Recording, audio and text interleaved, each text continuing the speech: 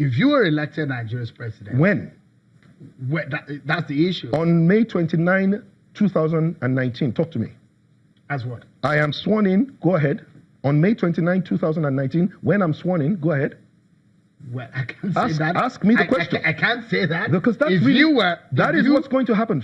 We can touch in hypothesis. Okay. Hypothetically. Fantastic. If you were elected Nigeria's president at the polls in next year, what is that one thing that is urgent for you? I think the one thing that is urgent, and it's easy to always say there's this one thing or the other, but the one most important thing that is urgent is getting every part of Nigeria, the resources in every part of Nigeria, to build economic activity around them, so that we can be able to mine them out and develop them. How long can that take? Yeah, well, I mean, in real governance, let me give you an example. In real governance term, you're talking about policy, you're talking about constitutional amendment, you're talking about the issues of legislation. So is it important though? So when you talk about important and urgent are two different things, right? Okay, because if you ask me what are the things that are urgent to be fixed, number one, you've got to fix the wastage that is in governance. If we collapse the wastage in governance alone, which is within the power of the presidency. How would you do that? Oh, right, Sean, there are two, it's executive orders can enable you to do that. For instance, there's so much wastage. I mean, even just the ones that you, as a president, or as many of this, within the presidency, the things that we incur. Why on earth should a president be traveling with a convoy of 20 cars? Look, it's the little things that add up. How many cars would you travel with? I do not see myself. I do not see myself traveling with anything more than 5 to 7 cars, maybe. I don't even see what it's. But my point, and this is the point, right? It's not just whether it's the cars. It's whether, for instance, must you buy cutlery every year? Anytime and you see people who are serious about cutting costs, the things are there for everybody to see.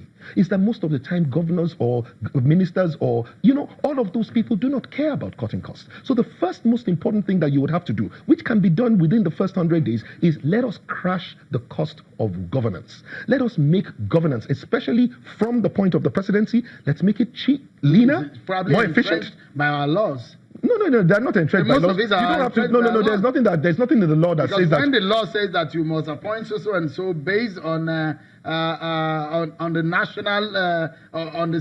So does the law say that you need to have 2 cars as a minister, 2 identical cars following each other as a minister? Does the law say that you need to have cars, Prado jeeps for security agents? Does the law say that?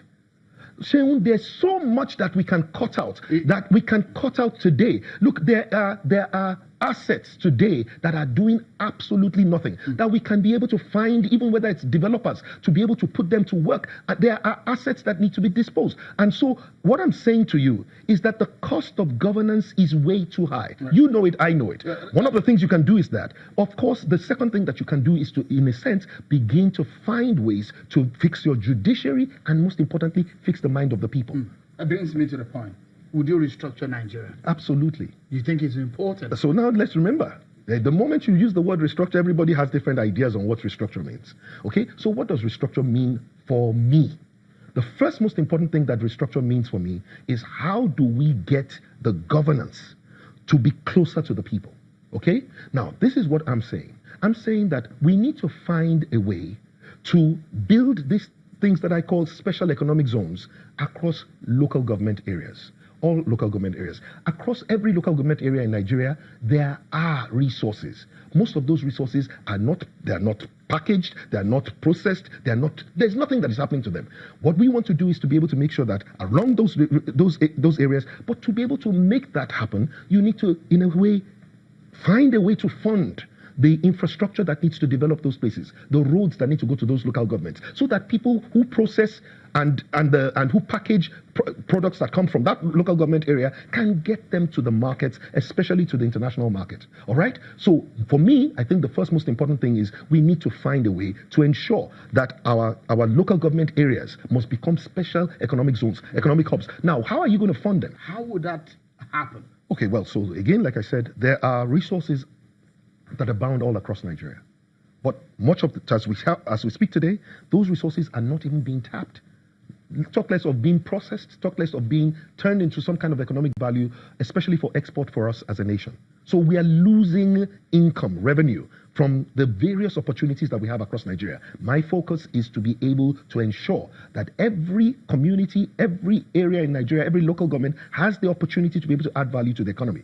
And in doing that, we want to create the special economic zones and making sure that the economic activity that takes place is to make sure the things that you get there, whether it's the mineral resources, the natural resources, they are processed, they are packaged, they are preserved. There's some form of value add that takes place as close to that area where it is tapped. How would you fund it?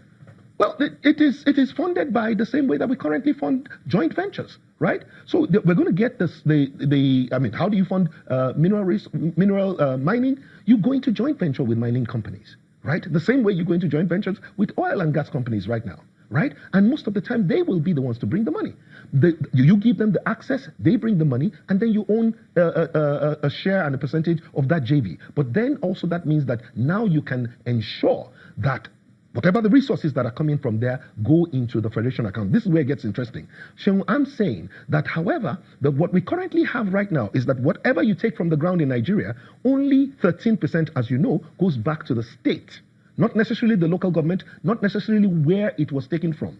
I am suggesting that we create an infrastructure fund where 20% of what you take from the land goes to the state, 20% goes to the local government, and 20% goes to the town that you took that thing from, because you are degrading that environment and you're putting it back. That is the kind of fiscal restructuring that I'm talking about in terms of resource control. Okay. Of course, you will need to have state security to be able to make that happen, because you've got to, when you're diversifying, you're going to have to make sure that you collapse the size of your federal government to make sure that all those things can happen. Let's round up on this note. Yes. How much would you pay for minimum wage? I believe that we can afford to pay what NLC is currently asking for, which is about 30,000 naira. Okay, if we are able to cut wastages, as I have said right now. Okay, I believe we can pay it. Really, 30,000. I believe we can pay that 30,000. Now, let's be clear. You remember in 2011 when the Goodluck Jonathan administration decided to increase from 7,500 to 18,000, right? At that time, what you call the consumer price index was 111 naira per household, okay, per month. Right now, the consumer price index is about 242 naira. So you will find out that what has happened is, or as we speak today, the effective value of the 18,000 minimum wage is exactly what it was in 2011 when we read. The challenge is not about just increasing it. The challenge is the fact that we are increasing wages, but we are not increasing the earnings in the country. Our GDP has fallen, right? So we are not earning as much as a country, and more importantly, we are still wasteful as a government. So what I'm saying is this: when we increase, when we leverage all the resources that we have as a nation, we will increase our earnings. And as we increase our earnings and the private sector begins to grow, jobs begin to grow, the taxes begin to rise. People pay more taxes, not because they're paying more in rate, but because now they're earning more. They will be able to have disposable income. This is what we're talking about. It's economic growth by growing everything. If I allow you, you speak for the whole hour that we have. I still have other guests on the program. But many thanks for coming on. Thank you so much. I wish you the very best. And you seem so confident about winning this race. Sean, I have won 2 races already. There's something that is there. I haven't lost any. I have not lost any race or election that I have been involved in so far. That's a food for thought. FELADUROTOYE is the presidential candidate of the ANN.